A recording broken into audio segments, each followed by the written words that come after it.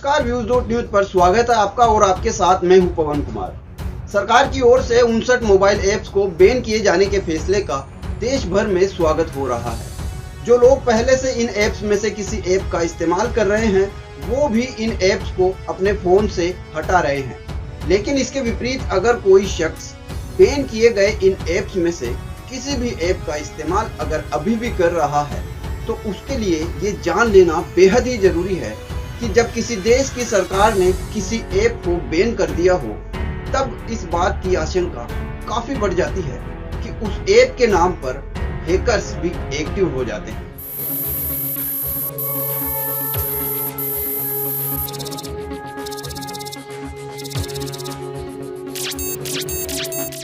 और ये भी संभावना है कि ये हैकर्स फेक ऐप बनाकर आपको हैकिंग का शिकार बना सकते हैं।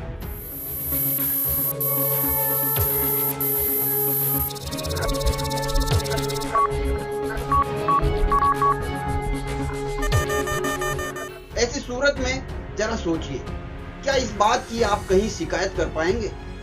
नहीं, बिल्कुल भी नहीं कर पाएंगे, क्योंकि यहाँ सारी की सारी गलती आपकी खुद की होगी। क्योंकि बैन किए जाने के बावजूद आप उन ऐप का इस्तेमाल जो कर रहे होते हैं। इसके अतिरिक्त अगर आपकी यही गलती जाने अनजाने में किसी भी रूप से देश और तमाम देशवासियों के लिए कोई बड़ा खतरा पैदा कर देती है तब भी इसके जिम्मेदार आप ही होंगे। और इसके लिए आपके खिलाफ क्या कार्रवाई अमल में लाई जा सकती है ये भी आप अच्छी तरह से समझ सकते हैं।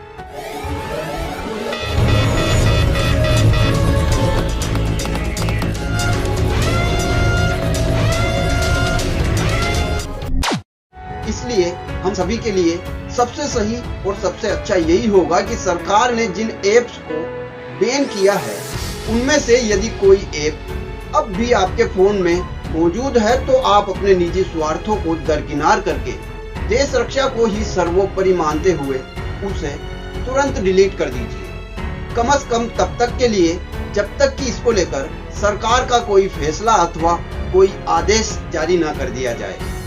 ये भी महत्वपूर्ण है कि खुद चीन ने भी तो अपने यहाँ कितनी ही कंपनियों और सोशल मीडिया साइट्स को बैन किया हुआ है।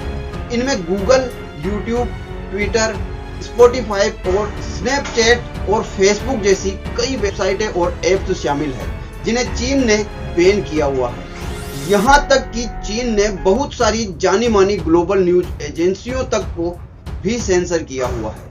तो फिर देश की सुरक्षा के लिए खतरा बन सकने वाली किसी भी वेबसाइट अथवा ऐप को भारत में भी बैन क्यों नहीं किया जाना चाहिए? जरा सोचिए कि हमारे देश के वीर जवानों ने अपने घर परिवार की परवाह किए बगैर अपने देश और तमाम देशवासियों की रक्षा के लिए सीमा पर दुश्मन से लोहा लेते हुए जब अपने प्राणों की आहुति तक दे डाली है, तब हम भी कम से कम इतना तो अपने देश का अपने पर कोई कर्ज समझकर तो कर ही सकते हैं कि देश की सुरक्षा के लिए खतरा बन सकने वाली इन ऐप्स का इस्तेमाल ना करें।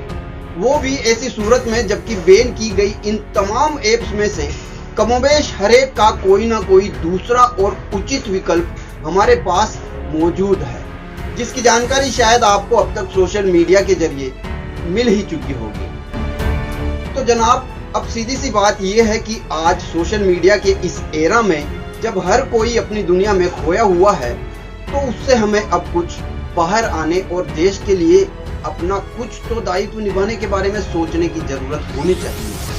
क्योंकि हम भी उसी देश के वासी हैं जिस देश में भगत सिंह, राजगुरु और चंद्रशेखर आजाद जैसे कई अनगिनत जवानों ने देश के लिए हंसते हंसते अपने जान की बाजी तक लगा डाली। तो फिर क्यों हम भी पीछे क्यों रहें? क्यों ना हम भी अपने वतन के लिए कुछ करके फक्र महसूस करें। फिलहाल इस वीडियो में इतना ही। उम्मीद है वीडियो पसंद आया होगा तो इसे लाइक जरूर करें। जल्द होगी आपसे फिर मुलाकात।